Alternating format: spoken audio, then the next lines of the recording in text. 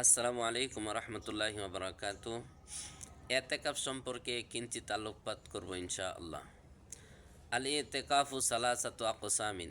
এতেকাফ হলো তিন প্রকার। এক নম্বর এতেকাফ হলো ওয়াজিব এতেকাফ, দুই নম্বর এতেকাফ হলো সুন্নত এতেকাফ, তিন নম্বর এতেকাফ হলো নফল এতেকাফ। ওয়াজিব এতেকাফ কাকে বলে? এক নম্বর ওয়াজিব এতেকাফ কাকে বলে? মনে করুন কোনো ব্যক্তি যদি মান্যত করে যে আমার অমুক কাজটা যদি পূর্ণ হয় তাহলে আমি 3 দিন, 10 দিন, 1 মাস অথবা একদিন এতেকাফ করব। এই সমস্ত মান্যত পুরা করতে গিয়ে যদি নিয়ত করে যে এতেকাফের, তাহলে তার এতেকাফ করা ওয়াজিব। এটাকে বলা হয় এতেকাফ, ওয়াজিব এতেকাফ।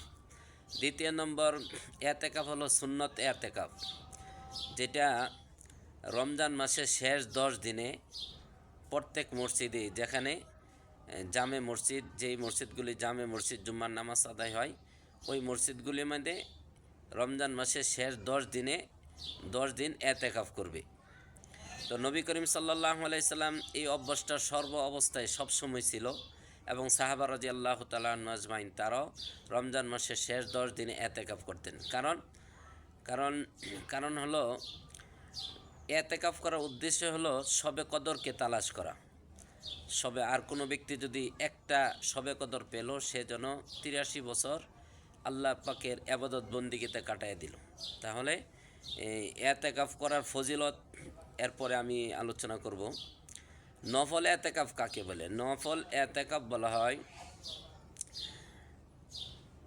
মসজিদে প্রবেশ করার সময় যে কোনো ব্যক্তি সে নফল এতেকাফ করতে পারে। এখন নফল এতেকাফ কতটুকু সময় হবে? তো ইমাম আবু হানিফা রহমতুল্লাহ আলাই তিনি বলেন একদিনের কম এতেকাফ করা জায়েজ নেই। তো ইমাম মুহাম্মদ রহমতুল্লাহ আলাই বলেন যে না, একদিন না, 1 ঘন্টার জন্য সে এতেকাফ করতে পারে, এটার উপরে ফতুয়া।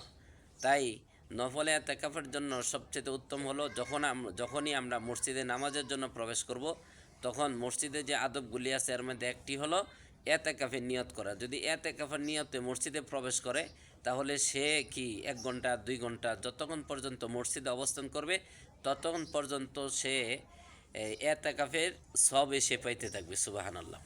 এখন আসেন এতেকাফের ফজিলত কি? রমজান মাসের শেষ 10 দিনে এতেকাফের ফজিলত। নবী করিম সাল্লাল্লাহু আলাইহি সাল্লাম বলেন, কোনো ব্যক্তি যদি একদিন এতেকাফও করে, তাহলে জাহান্নামকে 3 খন্দক দূরে সরায় দিবে। জাহান্নামকে 3 খন্দক দূরে সরায় দিবে। 1 খন্দক সমপরিমাণ কতটুকু? 1 খন্দক হলো আসমান থেকে জমিন পর্যন্ত, আর আসমান থেকে জমিনের দূরত্ব হলো 500 বছরের রাস্তা। তাহলে কোনো ব্যক্তি যদি 3 দিন এতেকাফ করে, তাহলে 3 × 5 = 15, তাহলে সে যেন 1500 বছর জাহান্নামকে দূরে সরাই দিল। আর 10 দিনে এতেকাফ করলে আল্লাহু আকবার। এই জন্য আমরা কি করব? সবচেয়ে বেশি সবারই প্রয়োজন এতেকাফ করা, সবারই প্রয়োজন। এতেকাফ করা অবস্থায় এতেকাফ যারা করে তারা হলো আল্লাহর মেহমান। মানে নবী করিম সাল্লাল্লাহু আলাইহি সাল্লাম অন্য একটি হাদিসে বলেন, এতেকাফ করার উদ্দেশ্য হলো যে কোনো ব্যক্তি একজনের ঘরে গিয়া দরজার মধ্যে টক টক টক টক আওয়াজ করলো, দরজার সামনে দাঁড়ায় রইল, যতক্ষণ পর্যন্ত সে তার উদ্দেশ্য হাসিল না হবে ততক্ষণ পর্যন্ত সে কি করবে না? দরজার সামনে থেকে বের হবে না, এখান থেকে চলে যাবে না। ঠিক তদ্রূপ যারা এতেকাফ করে তারা হলো আল্লাহর মেহমান, আল্লাহর দরজার সামনে দাঁড়ানো আছে, দণ্ডায়মান আছে। তো আল্লাহ পাক যতক্ষণ পর্যন্ত তাদেরকে মাফ না করবে ততক্ষণ পর্যন্ত তারা এতেকাফ করতে থাকবে। এই জন্য আল্লাহ পাক এতেকাফকারীদের উপর আল্লাহ পাকের রহমত নাজিল করুক এবং তাদেরকে আল্লাহ পাক মাফ করে দেন। এই জন্য আল্লাহ পাক আমাদের সকলকে প্রত্যেক মসজিদে এতেকাফ করার মতো তৌফিক দান করুক। আসসালামু আলাইকুম ওয়া রাহমাতুল্লাহি ওয়া বারাকাতুহু।